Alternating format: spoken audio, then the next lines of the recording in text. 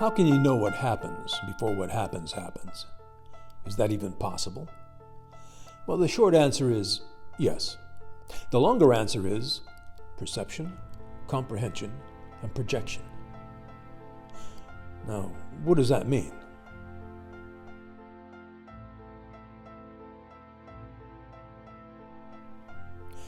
The whole world and everything in it is made of patterns. Football players use patterns called plays. Carpenters use patterns called plans. Cooks use patterns called recipes. Writers use patterns called plots. Comedians use patterns called jokes. And tailors use patterns called, patterns. We recognize and respond to all kinds of patterns all the time, and sometimes we don't.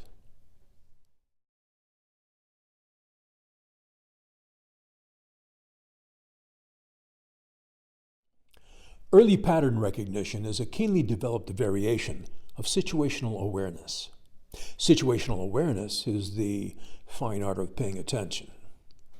Now, a situation is just a specific set of conditions that are fluid and changing. Situational awareness is your ability to read those changes.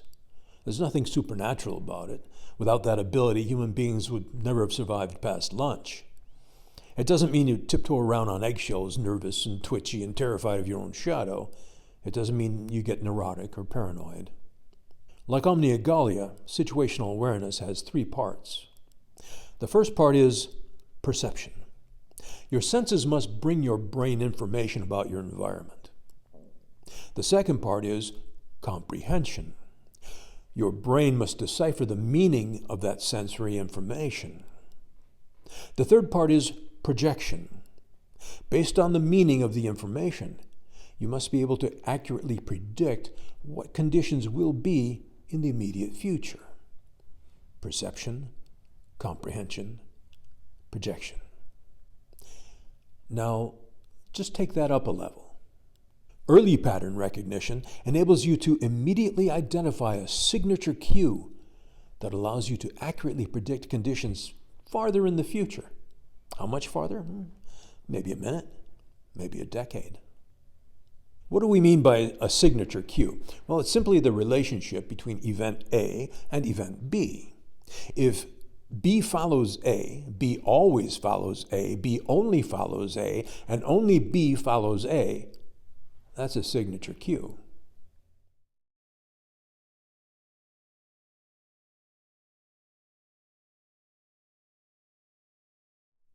Your early pattern recognition ability in any given situation depends on your knowledge of and experience with similar situations. You can't recognize a pattern you've never seen before. Fortunately, despite some superficial differences, most patterns are patterns we have seen before. That's why we study history. Every new opponent you face is a unique individual mentally, physically, emotionally, and spiritually. But he still has 2 arms and 2 legs, and there's a limited number of ways he can come at you. So while no 2 snowflakes are alike, you can still use the same shovel on your driveway every winter.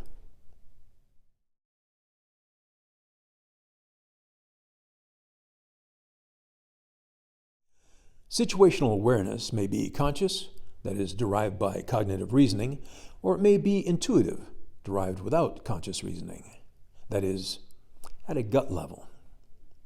The former tends to be the result of training, and the latter tends to be the result of experience.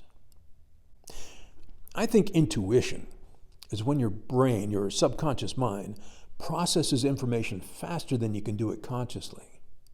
Your subconscious mind arrives at a conclusion before your conscious mind even knows there's a question. You know the answer without knowing how you know the answer. Your subconscious mind knows that 10 times 10 is 100. Your conscious mind has to take a piece of scratch paper and add 10 plus 10 plus 10 plus 10. Now, eventually that conscious process will come up with the right answer, but it's going to take some time. And a lot can happen in the time it takes to do that. But your subconscious sees all, knows all, and is fast as lightning. So when in doubt, trust your gut.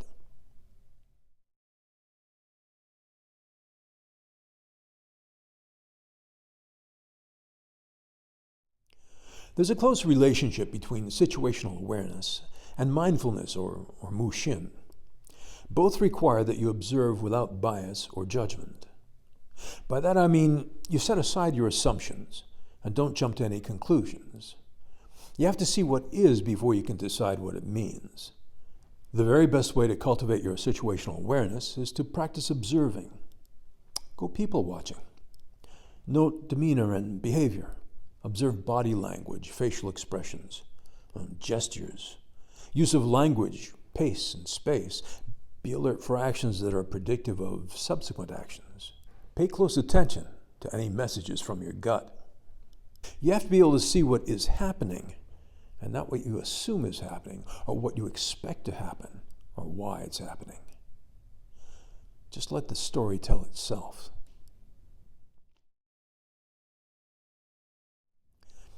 I work on situational awareness and early pattern recognition a lot with my students.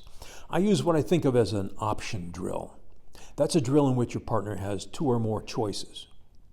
I'll give you a very simple example of this, how I set this up. Step 1, let's suppose you attack my high inside line, I parry cart, you deceive by disengage, hit me in the high outside line. Okay. Step 2, you attack my high inside line, I parry contre de sixte, you deceive by doublé and hit in the high inside line. So far, so good. Now here's the option part. You attack my high inside line, and I randomly choose to parry either carte or contre de sixte. And you don't know ahead of time what parry I'm going to choose. You have to read the situation, the changes in my position and my movement, and deceive whichever parry I choose. Now you can only do this consistently if you're free of assumptions, if you're relaxed, focused, and in the moment, and therefore able to exercise a high level of situational awareness.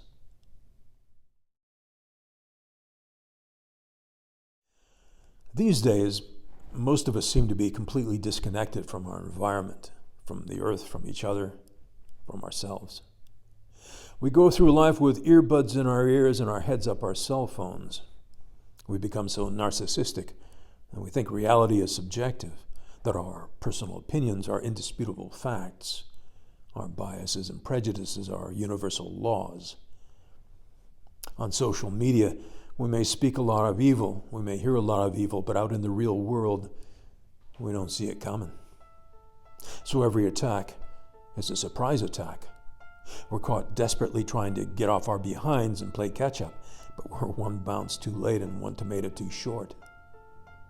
We fail to see that pattern, and we're like Charlie Brown kicking at Lucy's old football. We make the same old mistake and fall into the same damn trap, time after time after time after time. Early pattern recognition is the way to break that pattern. Isolation and disuse can lead to the atrophy of our natural capacity for situational awareness. But we can get it back with mindful practice.